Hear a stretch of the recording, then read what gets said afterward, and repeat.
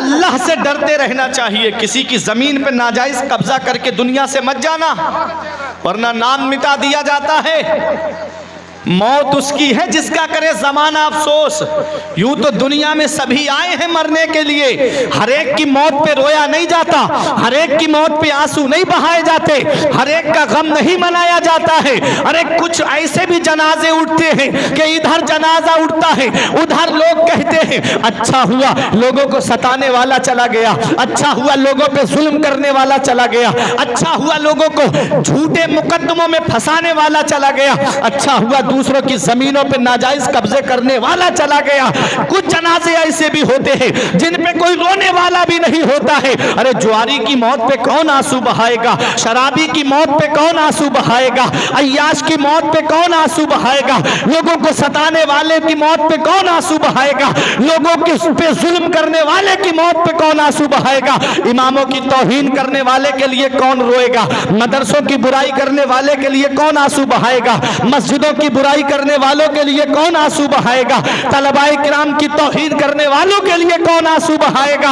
हर एक के लिए रोया नहीं जाता है। अरे कुछ ऐसी भी शख्सियतें होती है, आज भी बहराइच में चले जाओ, मेरे गाजी दूरा के आस्थाने पर आज भी लोगों की आंखों से आंसू बरस रहे हैं, आज भी आंखों से आंसू टपक करके दुनिया वालों को पैगाम दे रहे हैं, जमीने हिंद पर तेरा बड़ा एहसान है गाजी, यहाँ के जर्रे जर्रे में तेरा फैजान है गाजी। जनाबे खिज्र को देखा है अक्सर तेरी गलियों में, न जाने किस बुलंदी पर तेरा दरबार है गाजी। है नारे तकबीर, नारे रिसालत, उलमाए अहले सुन्नत, अल्लामा फुरकान मंजरी साहब किबला, फैजान गाजी, नारे तकबीर, नारे रिसालत।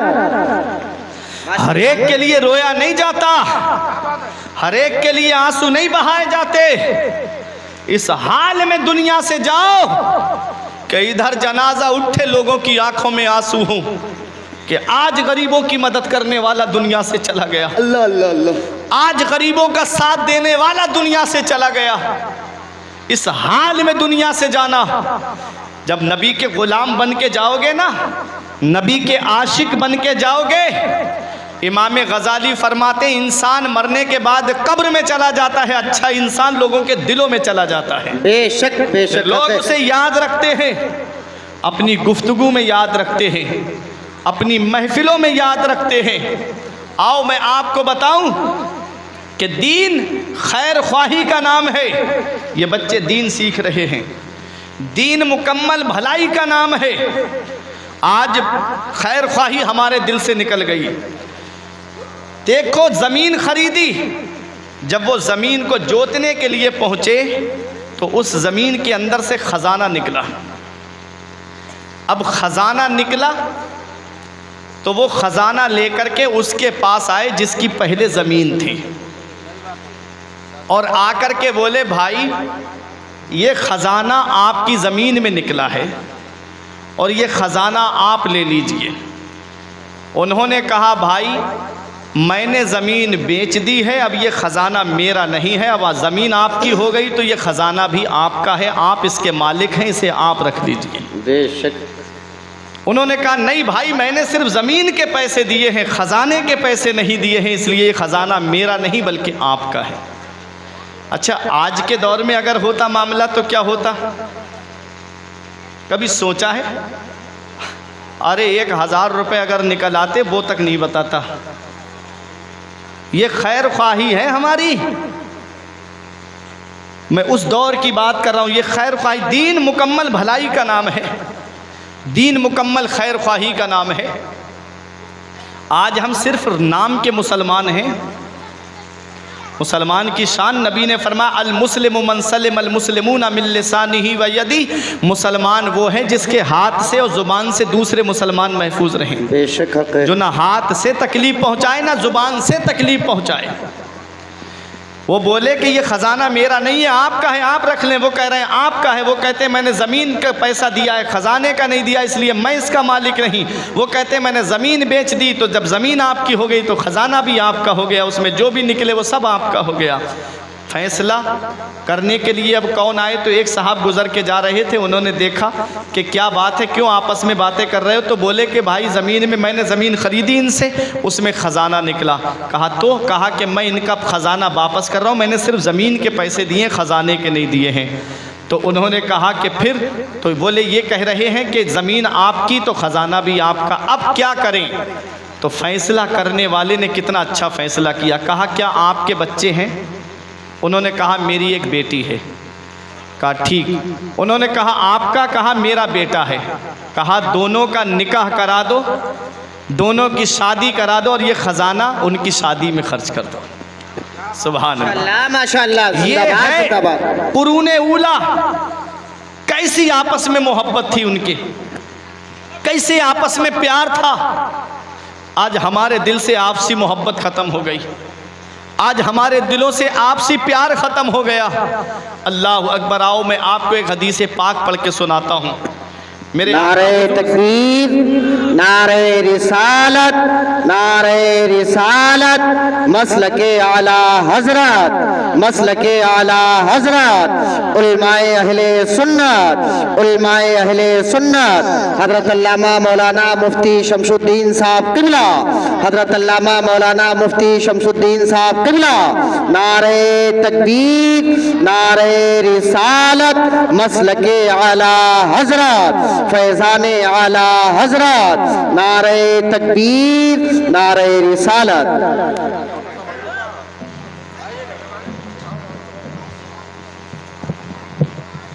बैठ जाइए आप हजरत, बैठ जाएं, बस बैठिए आप हजरत, थोड़ी सी देर और बर्दाश्त कर लें। थोड़ा मोहब्बत से बोलिए तलब के सुभान अल्लाह। खुसूसी खिताब खतीब अहले सुन्नत हज़रत अल्लामा मौलाना मुफ्ती शमसुद्दीन साहिब किबला। बस मेरे फ़ौरन बाद सनाउर रहमान भाई की नाते पाक, फिर हज़रत का खिताब नायाब आपको मुकम्मल भरपूर तरीके से समाअत करना है। बस एक खामोशी का माहौल बना दें। आज अफरा तफरी का माहौल ज़्यादा है आपके प्रोग्राम में। क्या अच्छा होता कि इन ख़वातीन के बैठने की जगह कहीं अलग कर दी जाती, क्योंकि आपको पता है कि जहाँ 4 औरतें जमा होती हैं वहाँ पर वो खामोश बैठ ही नहीं सकती, और यहाँ तो 4 की बात करते हैं, यहाँ तो पता नहीं कितनी बैठी हैं। तो इसलिए थोड़ा सा उधर जनरेटर की आवाज़, इधर इनकी आवाज़, तो दोनों आवाज़ों के बीच में हम अपनी आवाज़ निकालने की कोशिश कर रहे हैं। और माइक का क्या हाल है वो आप जानते हैं, वो उनकी रोजी रोटी का मामला है, इसलिए मैं कुछ कह नहीं सकता। तो मोहब्बत से जरा दुरूद पाक पढ़िएगा। अल्लाहुम्मा सल्ली अला सय्यिदिना व मौलाना मुहम्मदिन व बारिक वसल्लिम सलातुम व सलामन अलैका या रसूलल्लाह सल्लल्लाहु अलैहि वसल्लम। मेरे तो बस की बात नहीं है, मुफ्ती साहब ही खामोश करा पाएंगे, तो अब बस मेरे बाद में आप सुनेंगे। ज़रा मोहब्बत के साथ में सुनिएगा। मैं कह रहा हूँ अद्दीन व नसीहा, दीन मुकम्मल भलाई का नाम है, दीन मुकम्मल खैर ख्वाही का नाम है। आज खैर ख्वाही हमारे दिल से निकल गई। अब मैं एक हदीस पाक सुनाता हूँ। मेरे आका इरशाद फरमाते हैं इज़न नास, सुनिएगा हदीस पाक। आका फरमाते इज़न नास अज़हरुल इल्मा व ज़य्युल अमल व तहब्बु बिल अलसिन व तबागदु बिल कुलूब व तकातउ बिल अरहाम। मेरे आका इरशाद फरमाते इज़न नास, कुछ लोग होंगे, कुछ ऐसे लोग होंगे अज़हरुल इल्मा, जो इल्म तो जाहिर करेंगे, इल्म तो होगा उनके पास में, काबिलियत तो होगी उनके पास में, सलाहियत तो होगी उनके पास में, व ज़य्युल अमल, और अमल ज़ाय हो चुका होगा, अमल से खाली होंगे, इल्म होगा उनके पास में लेकिन अमल नहीं होगा। शेख सादी अलैहिर्रहमा गुलिस्ता के 8वें बाब में फरमाते हैं कि बगैर अमल का आलिम बगैर फल के दरख्त की तरह है, कि लोग तो उस पेड़ के नीचे आकर के सुकून पाते हैं लेकिन खुद दरख्त को खुद फायदा कुछ नहीं है। यही हाल है ऐसे आलिम का कि जो अमल नहीं करता है। और सुनिएगा, और बगैर इल्म का आबिद बगैर दरवाजे के घर की तरह है, कि जो चाहे वो घर के अंदर चला आए। इसलिए आबिद के पास इल्म होना जरूरी ज़रूरी है और आलिम के पास में अमल होना ज़रूरी है।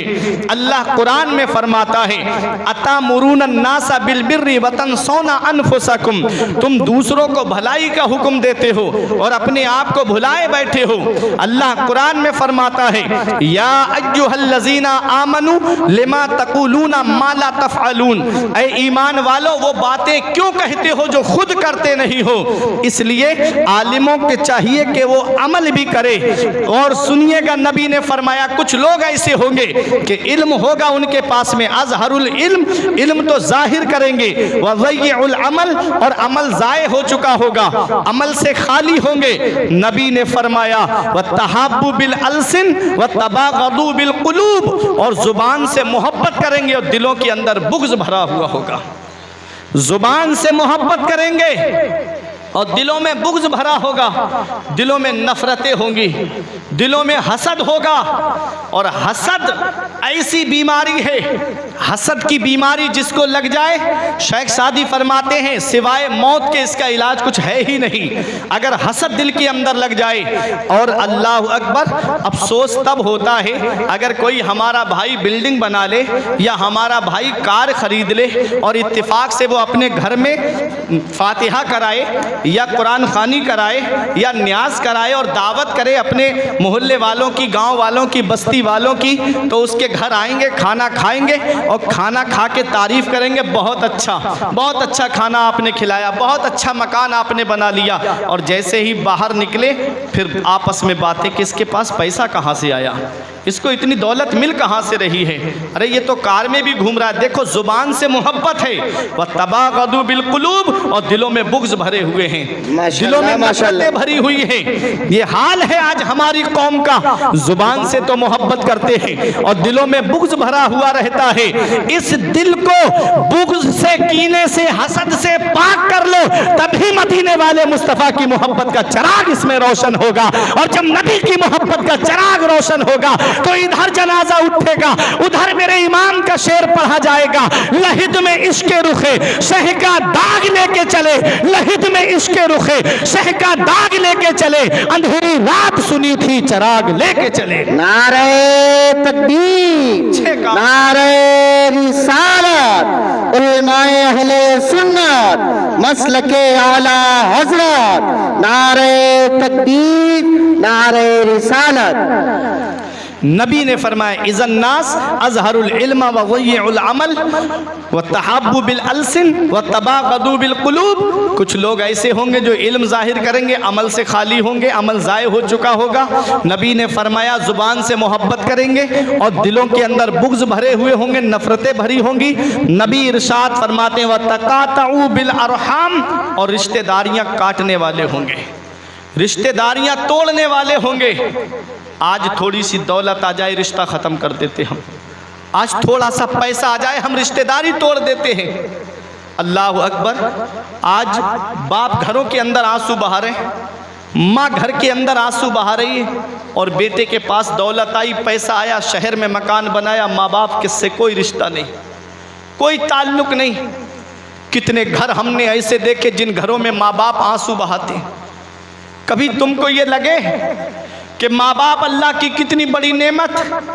तो इस मतलबी दौर में आज हर एक की मोहब्बत में मतलब मिलेगा तुमको, पड़ोसियों की मोहब्बत में मतलब, रिश्तेदारों की मोहब्बत में मतलब, घर वालों की मोहब्बत में मतलब। इस मतलबी दौर में अगर बगैर मतलब के कोई मोहब्बत करता है तो वो बूढ़े माँ बाप हैं जो अपनी औलाद से बगैर मतलब के मोहब्बत करते हैं। माशाल्लाह माशाल्लाह, जिंदाबाद जिंदाबाद। आंसू बहा रहे, आज वही माँ बाप रो रहे हैं, आज वही माँ बाप घरों के अंदर आंसू बहा रहे हैं। बेटे के कमरे में एसी लगा है, जाड़ों में गर्म हीटर का इंतजाम, माँ बाप तीनों झोपड़ियों में रह के हाथ वाले पंखे से हवा करके शब रोज गुजार रहे हैं। क्या इसी दिन के लिए माँ बाप ने औलाद को जवान किया था?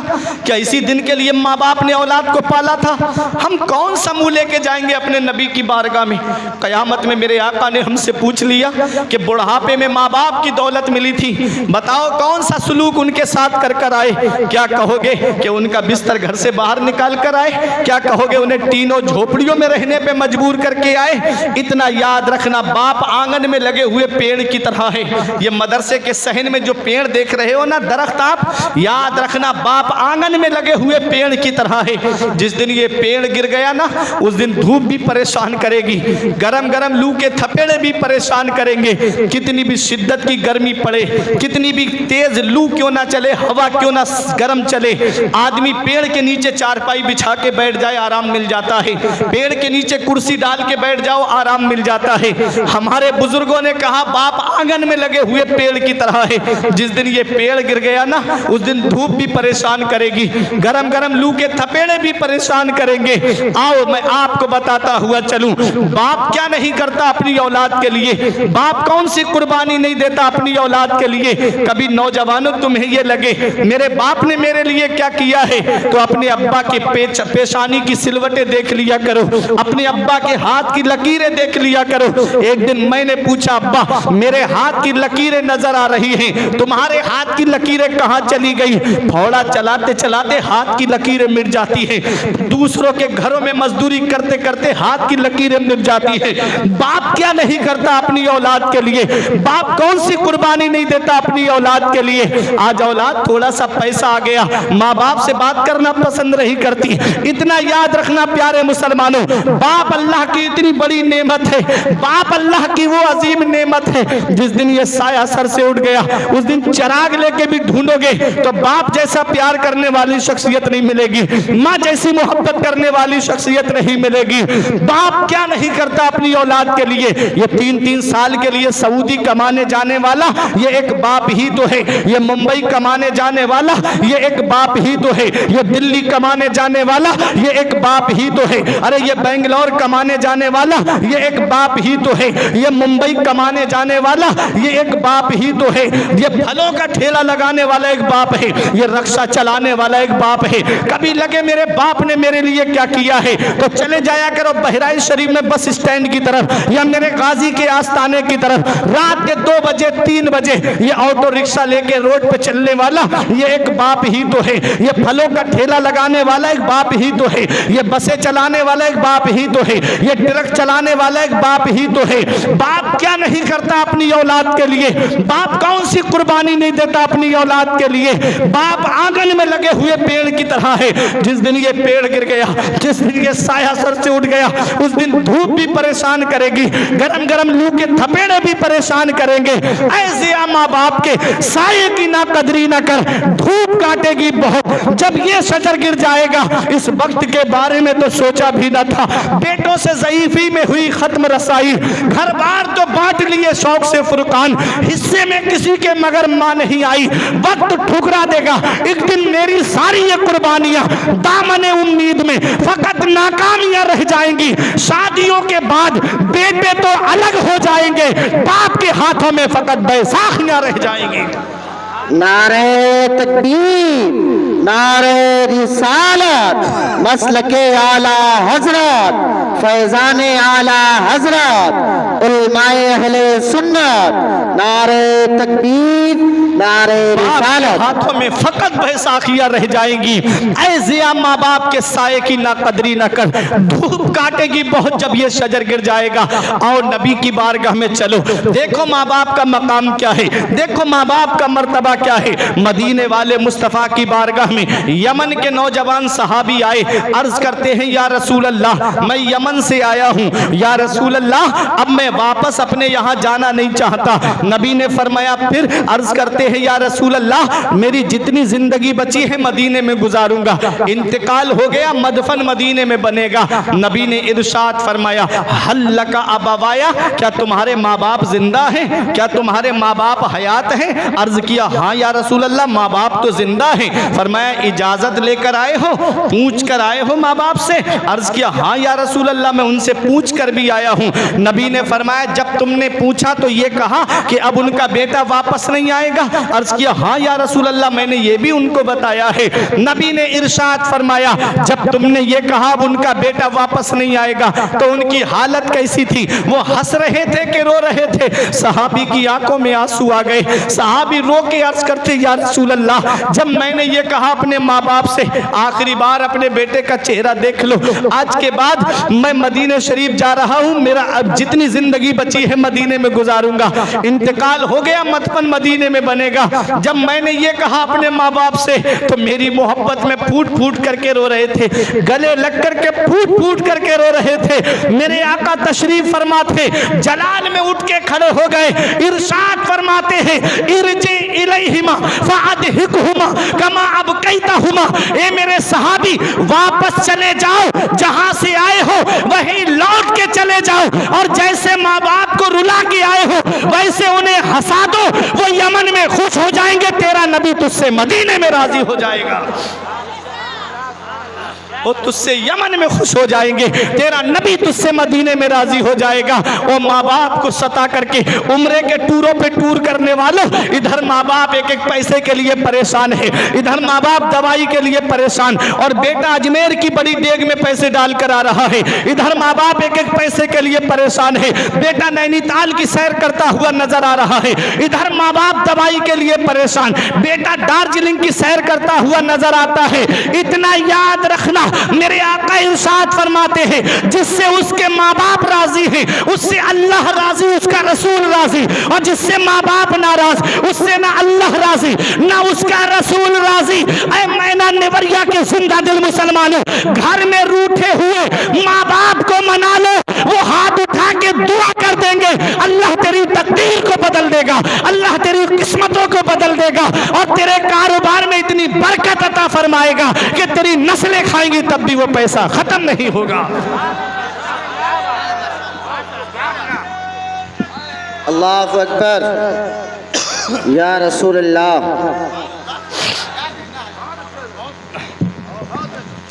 ये माँ बाप है। आज माँ बाप बुढ़ापे की दहलीज पे पहुंचे, हमने उनका बिस्तर घर से बाहर कर दिया। कितने घरों में माँ बाप आंसू बहा रहे हैं। इतना याद रखना, जिस घर में माँ बाप की आंखों से आंसू औलाद की वजह से निकलते हैं, अल्लाह उस घर से सुकून उठा लेता है, अल्लाह उस घर से बरकतें उठा लेता है, अल्लाह उस घर से रहमतें उठा लेता है। जिस घर में माँ बाप की आंखों से आंसू निकले, मेरे आका फरमाते हैं, जो सुबह को माँ बाप का चेहरा मोहब्बत से देख ले, अल्लाह जन्नत के दोनों दरवाजे खोल देता है, दो दरवाजे खोल देता है।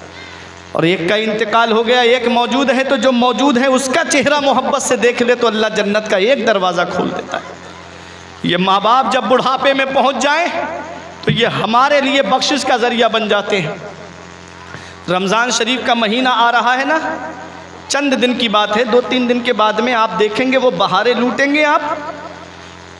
जो नेमतें पूरी साल इंसान को खाने को नहीं मिलती हैं, वो इस एक महीने में नेमतें मिल जाती हैं। फल सेब 100 रुपए से ऊपर किलो बिकता है, लेकिन रमज़ान शरीफ के महीने में देख लेना, गरीब से गरीब आदमी के भी दस्तरखान पे फल रखे हुए आपको मिलेंगे। ये बरकत है रमज़ान शरीफ की। उसमें बरकत के दरवाजे खोल दिए जाते हैं, उसमें रहमत के दरवाजे खोल दिए जाते हैं, उसमें जन्नत के दरवाजे खोल दिए जाते हैं। वह गुल्लिकत अबवाबो जहन्नम, जहन्नम के दरवाजे बंद कर दिए जाते हैं। वह सुलसिलति शयातीन, और शयातीन को जंजीरों में कैद कर दिया जाता है। ऐसा बरकत वाला महीना हमारे दरमियान आ रहा है, लेकिन ज़रा ज़रा सी बात पे हम रमज़ान के रोज़े छोड़ देते, ज़रा ज़रा सी बातों पे रोज़े छोड़ देते। सर में दर्द हुआ, डॉक्टर साहब ने बताया है कि तबीयत ठीक नहीं है, मामला खुद का है, डॉक्टर साहब के ऊपर रख दिया ले जा करके। खुद का मामला है, खुद का नफ्स नहीं चाह रहा है रोज़े रखना, और रखा मामला डॉक्टर साहब पे, डॉक्टर साहब ने मना कर दिया है।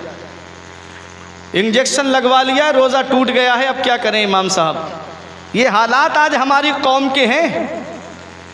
रमज़ान शरीफ का रोज़ा अगर कोई जानबूझ करके, कोई उज़्र शरआ नहीं है, उज़्र शरई नहीं है, जानबूझ के रोज़ा एक रोज़ा छोड़ दे, उसके बदले में पूरी ज़िंदगी रोज़े रखे, तब उसे एक रोज़े के सवाब को नहीं पहुंच सकता। अल्लाह इम्तिहान लेता है अपने बंदों का कि मैंने 11 महीने तुमने मेरी नेमतों को खाया, क्या उन नेमतों को एक महीने के लिए, सिर्फ एक महीने के लिए दिन में छोड़ सकते हो? लेकिन हम उसमें भी फेल हो गए।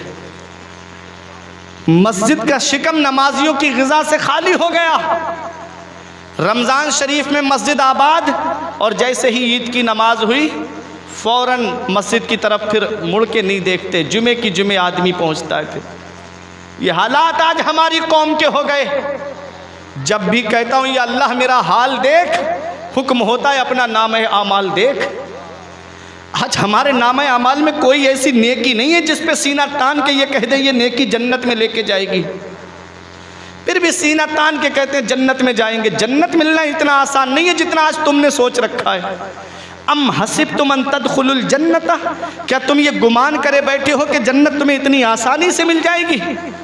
अगर जन्नत मिलना इतना आसान होता तो देखो हजरत उस्मान गनी को, देखो अपने वक्त के उस्मान गनी को। ये कौन है उस्मान गनी? ये वो है जो सहाबी रसूल भी है, अशराए मुबशरा में से भी है, दामाद रसूल है।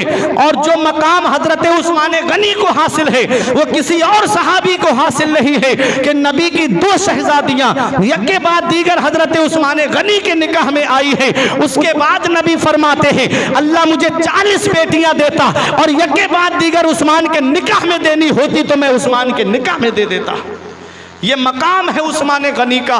ग़ज़वे तबूक के मौके पे जो अशरफियाँ दिरहम दीनार नबी की बारगाह में ला कर के आपने रखे थे तो एक ऊंचा ढेर लग गया था। नबी उन अशरफियों को उछालते जाते और दुआ फरमाते जाते, आज के बाद मेरा उस्मान कोई नेकी ना भी करे तब भी जन्नत उसके ऊपर वाजिब हो गई है। ये है हजरत उस्मान गनी का मकाम। लेकिन सुनो मैना निवरिया के जिंदा दिल मुसलमानों, इतनी बड़ी शान का जो मालिक हो, जिसे दुनिया में जन्नती होने का शरफ मिला हो, जिसे नबी ने दुनिया में जन्नती होने की खुशखबरी और बशारा सुनाई हो, जरा सोचो उसके खौफे खुदा का आलम। आज हमारी आंख से एक आंसू नहीं निकलता। पूरी तकरीर हम सुनते लेकिन एक आंसू हमारी आंख से नहीं टपकता। कुरान की तिलावत करें तब भी हमारी आंख से एक आंसू नहीं टपकता। जनाजे के साथ जा रहे हैं, कोई फोन पे लगा है, कोई मजाक करता जा रहा है, कोई हंसी बनाता जा रहा है, एक आंसू हमारी आंख से नहीं निकलता। कभी दौलत पे घमंड आने लगे, कभी पैसे पे नाज होने लगे, कभी बिल्डिंगों पे फख्र होने लगे, कभी बच्चों की नौकरी पे तकब्बुर आने लगे। तो ऐ मेरे बुजुर्गों, एक चक्कर कब्रिस्तान का लगा लिया करो। वहां तुमसे ज्यादा दौलत वाले लेते हैं, वहां तुमसे ज्यादा पैसे वाले लेते हैं, वहां तुमसे ज्यादा सरमाए वाले लेते हैं। वो जिनकी नाक पे कभी मक्खी नहीं बैठती थी, आज उनके जिस्म को मिट्टी ने गला सड़ा करके एक तरफ कर दिया। घमंड किस बात पे, तकब्बुर किस बात पे? अरे अपने रब को राजी करके जाओ, अपने रसूल को राजी करके जाओ। अरे दुनिया में जब तक रहो नबी के वफादार बन करके रहो, अल्लाह के फरमान पे अमल करते रहो। जब दुनिया से जाना हो तो ये कह के दुनिया से जाना कि जमाना खफा है, तो क्या गम है इसका, जमाने को ठोकर लगाए चला जा, जमाना ही एक दिन तेरे साथ होगा, तू आका को अपने मनाए चला जा।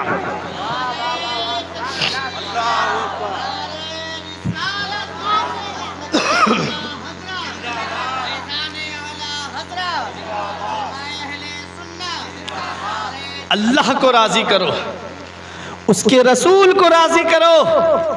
अल्लाह और उसके रसूल को राजी करके दुनिया से जाओ। रमज़ान शरीफ का महीना आ रहा है, बरकत वाला महीना है। बताओ, दुआ करने वाले जिब्राईल अलैहिस्सलाम हो और आमीन कहने वाले मेरे आका हो। बताओ उस दुआ की कबूलियत की क्या शान रही होगी। जब मेरे आका रमज़ान शरीफ के महीने में मस्जिद नबवी में दाखिल हुए, पहले जीने पे आपने कदम रखा, आमीन कहा। दूसरे जीने पे कदम रखा, आपने आमीन कहा। तीसरे जीने पे कदम रखा, आपने आमीन कहा। सहाबा ने अर्ज़ किया आका दुआ करने वाला तो कोई नज़र नहीं आया, आपने आमीन कहा। नबी ने फरमाया जिब्राईल अलैहिस्सलाम मेरे पास आए और कहा हुजूर मैं दुआ करता हूँ, आप आमीन कह दीजिए। तो मेरे आका ने फरमाया करो दुआ। जिब्राईल अलैहिस्सलाम ने कहा वो शख्स जलील व ख्वार हो जाए, रुसवा हो जाए कि जो शख्स आपका नाम सुने और आपके ऊपर दुरूद शरीफ ना पढ़े। जब भी हुजूर का नाम सुनो, ज़ाती नाम हुजूर का ज़मीन पे मोहम्मद है, आसमान में अहमद है। तो जब जब मोहम्मद नाम सुनो तो कहो सल्लल्लाहु अलैहि वसल्लम। मेरे आका ने आमीन कहा। जिब्राइल अलैहिस्सलाम ने दुआ की, वो शख्स जलील व ख्वार हो जाए कि जो रमज़ान शरीफ का महीना पाए और अपनी बख्शिश न कराए। मेरे आका ने आमीन कहा। तीसरी दुआ की, वो शख्स जलील व ख्वार हो जाए कि जो शख्स अपने माँ बाप को बुढ़ापे में पाए और अपना दाखिला जन्नत में ना कराए। मेरे आका ने आमीन कहा।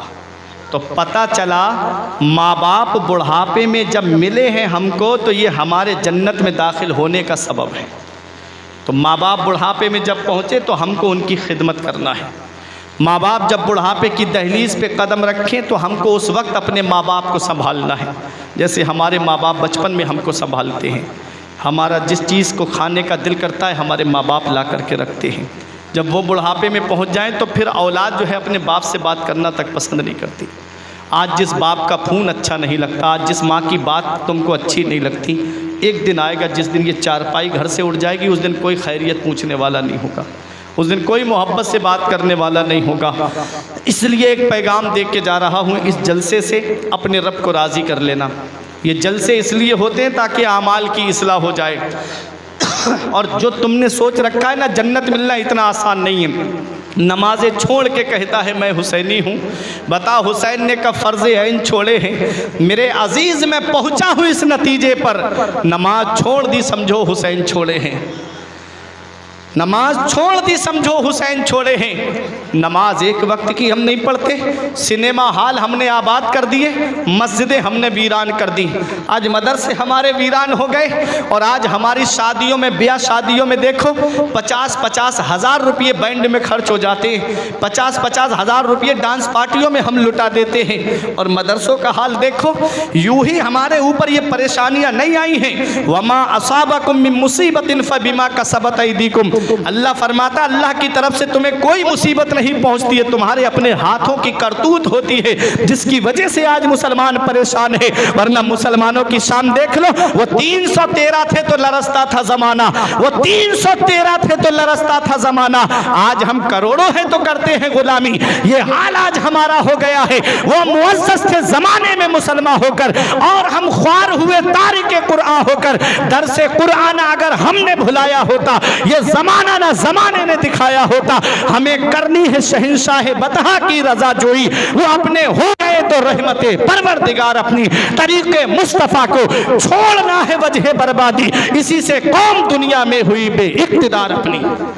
आज जो हम जलील हैं, रुसवा है, परेशान है, इसमें हमारे अपने आमाल की वजह है। आज हम अपनी मस्जिदों में अल्लाह की इबादत करने के लिए नहीं जाते, ये वुज़ू खाने आवाज़ दे रहे हैं। और रमज़ान शरीफ में मस्जिद को आबाद करने वालों, 11 महीने मुझको आबाद रखना।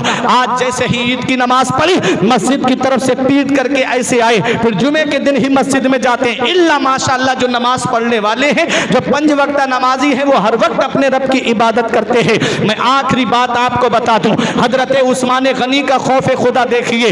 आप दुनिया में जन्नती होने की बशारत पाए हुए हैं, लेकिन आप जब जब कब्रिस्तान के करीब से गुजरते, जब जब कब्रिस्तान के करीब से आपका गुजर होता, खड़े हो जाते, इतना रोते, आंखों से आंसू बरसते, दाढ़ी भीग जाती, आंसू जमीन पे गिरने लगते। देखने वाले देख के कहते, हुजूर आप तो बख्शे बख्शाए हो, आपको दुनिया में जन्नती होने की खुशखबरी और बशारत मिली है, आप दामाद रसूल हो, आप इतना क्यों रोते हो? तो आप जवाब देते हैं, ये कब्र दुनिया की मंजिलों में सबसे आखिरी मंजिल है और आखिरत की मंजिलों में सबसे पहली मंजिल है। अगर कब्र के सवालों के जवाब में इंसान पास हो गया तो आगे उसके लिए आसानियां हैं, और अगर कब्र के सवालों के जवाब में फंस गया तो आगे उसके लिए बड़ी मुश्किलों का सामना है। मेरा इमाम बरेली से पुकार के कहता है, उनको रहम आए तो आए वरना, उनको रहम आए तो आए वरना, वो कड़ी मार है क्या होना है, छुप के लोगों से किया लिए जिसके गुनाह, वो खबरदार है क्या होना है।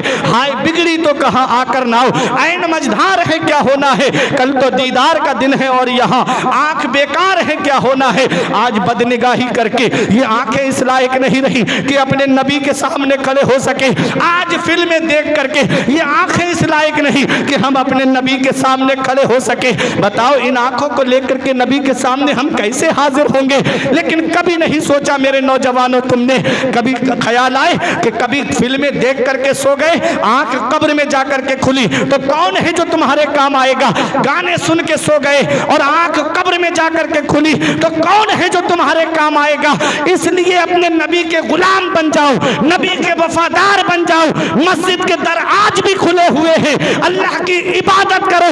अल्लाह तुमसे राजी हो गया, रसूल तुमसे राजी हो गए तो जब तक दुनिया में रहोगे तब भी आराम से रहोगे, मरने के बाद कब्र में भी आराम से रहोगे। और जब मैदान महशर में उठोगे तो ये नारा लगाते हुए जाओगे कि खुल्द में होगा हमारा दाखिला इस शान से, हम तो या रसूल अल्लाह का नारा लगाते जाएंगे। अच्छे काम करके दुनिया से जाओ, नेक अमल करके दुनिया से जाओ। कभी तुम्हें यह लगे कि मैं दुनिया में किस लिए आया हूं तो एक मेरी नसीहत सुन लेना। अपनी जगह बैठने जा रहा हूं, एक दिन कमरे के अंदर लेटना। सबको, जवान बच्चे बूढ़े सबको मेरा ये पैगाम है, लाइट बुझा देना कमरे की, अकेले लेटना, कहीं से रोशनी ना हो। फिर आंख बंद करके ये तसव्वुर करना कि मैं मर चुका हूं। अब मैंने जो कोट खरीदा था ना, कई कोट शोरूम में जा करके अपने जिस्म पे डाल करके देखे, पसंद नहीं आया। जो पसंद आया उसको मैं खरीद के लाया। वो कोट में अपने जिस्म से उतार भी नहीं पाया, कैंची से काट करके उतारा जा रहा है। वो मेरा कीमती लिबास अब कैंची से काट के उतारा जा रहा है, मुझे गुस्ल के तख्ते पे लिटा दिया गया। अब तसव्वुर करना कि मुझको कफन पहनाया जा रहा है। अब तसव्वुर करना कि 4 लोग मुझको कांधे पे लेकर के कब्रिस्तान जा रहे हैं। अब तसव्वुर करना कि मुझको कब्र की काली कोठरी के अंदर रख दिया गया और तख्ते लगा दिए गए, मिट्टी डाल दी गई, घर वाले वापस आ गए, रिश्तेदार वापस आ गए, पड़ोसी वापस आ गए, गांव वाले वापस आ गए। अब मैं उस काली कोठरी में हूँ। अब कौन है जो अब मेरे काम आएगा। सोचना, तसव्वुर करना। ये तसव्वुर अगर हमारे दिल के अंदर आ जाए तो क्या ये तसव्वुर गाने सुनने देगा। बताओ, क्या ये तसव्वुर गाने सुनने देगा। क्या ये तसव्वुर हमको फिल्में देखने देगा। क्या ये तसव्वुर जुए की दुकान पे जाने देगा। क्या ये तसव्वुर शराब के अड्डों की तरफ जाने देगा। तसव्वुर करना, सोचना जाकर के तन्हाई में। बड़ी बड़ी उम्रें पाने वाले दुनिया में आए, उनका नाम मिटा दिया अल्लाह ने। बड़ी बड़ी दौलत वाले आए, अल्लाह ने उनका नामो निशान मिटा दिया।